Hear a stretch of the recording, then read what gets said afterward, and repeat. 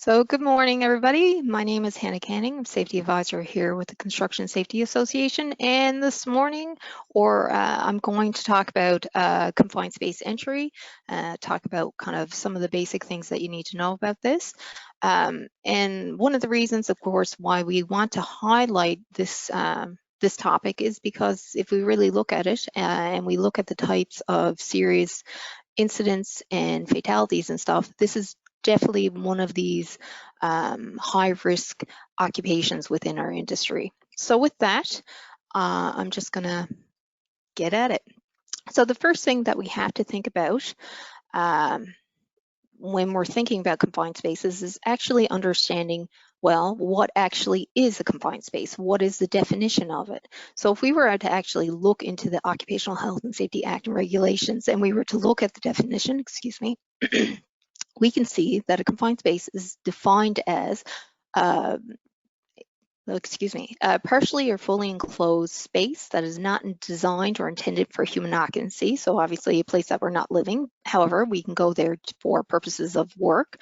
And of course, it does have a restricted means of access and egress. And then the third thing, which is sometimes I think harder for people to grasp in figuring out whether or not it actually is a confined space, is determining whether or not that space can become hazardous to a person as a result of its design, the construction, the location, the atmosphere, or the materials or substances in it, or any other conditions relating to it. So when you think about that, that can be a bit broad when we're kind of thinking, well, you know, we have to look at what are we doing in there, what exactly is in that place, and how can that potentially be hazardous to anyone entering or working in that space. So if we were to think of some concrete examples, you know, that are like, okay, that definitely makes sense, well, that's where we think about tanks, boilers, penstocks. But even depending on the work that you're doing, a trench could potentially be a confined space as well. I just wanted to highlight just kind of one thing for people to take into account, especially prior to going into the hazards associated with working in these types of spaces. In looking at statistics and looking at injury-related fatality rate, there was a study recently that looked at provinces with over 100,000 workers and looking at the fatalities. And what is really surprising is that when you look at the 5-year average, Newfoundland and Labrador is in the top 3 with 3.1 deaths per 100,000 people. So that's actually really concerning, and it's actually highlights the fact that for such a small province, we are in the top 3. So when we think about that, okay, now let's think about, well, what are the hazards associated with working in these types of spaces? So the first thing we have to think about is air quality. So if we think about like right here in this room right now, and if I think about the air quality that's in here, and we think about the composition of air, we know it's 78% nitrogen, 21% oxygen, and 1% other. So this enables us, or myself, to have, you know, to feel good, have a great talk here today. However, if there's some change in that atmosphere, maybe we're deficient in the oxygen content. So we're, you know, less than that 21% and going down to 19% or 18%, or if there's an enrichment and we're well over 21%, looking at 23%, well, that's going to have some side effect on me and my ability to work, and it's going to cause me some health effects. So you need to have an understanding of how that would impact you as well as a worker.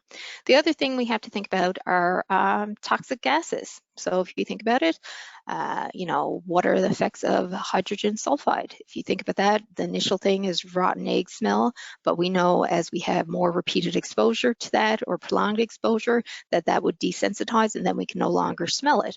Other things, carbon monoxide, we know that's the silent killer. Like those are things that we have to think about when we're in these confined spaces.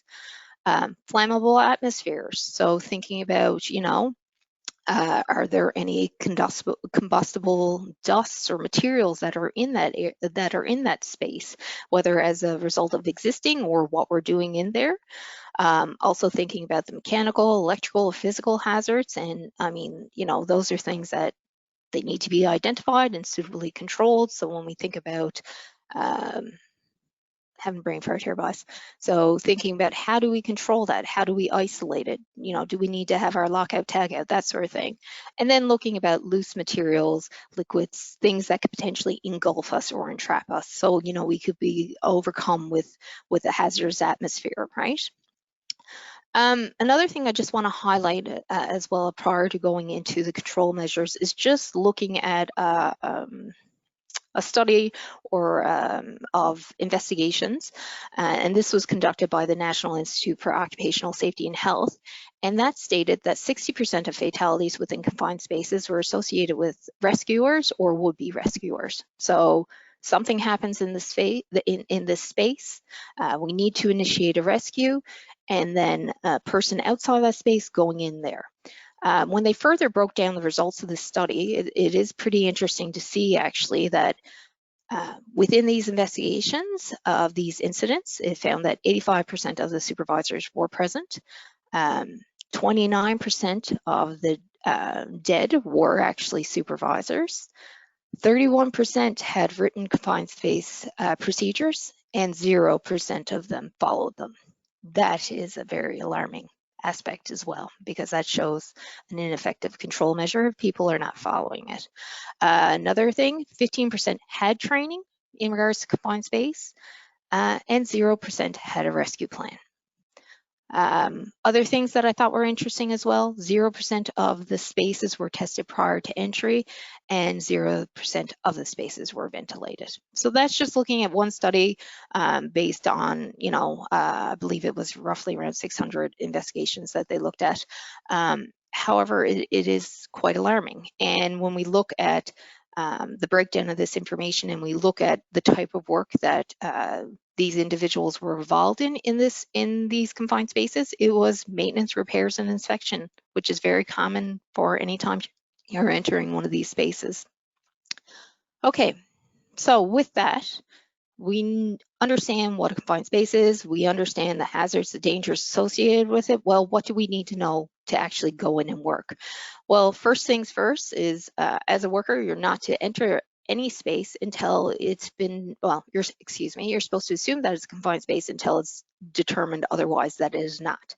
Okay, so what does that mean? It means your employer has a responsibility that no worker enters a confined space until there's been a proper risk assessment developed, that written procedures have been developed, and that those workers have been trained in those procedures, that any sources containing a hazardous substance within the confined space have been, you know, blocked off or disconnected, that we have our permit, that we have the appropriate atmospheric testing and monitoring. And the other thing that is essential with that is that the personnel who are responsible for actually using that understand how to use it, have been trained on how to use it, understand how to interpret the results.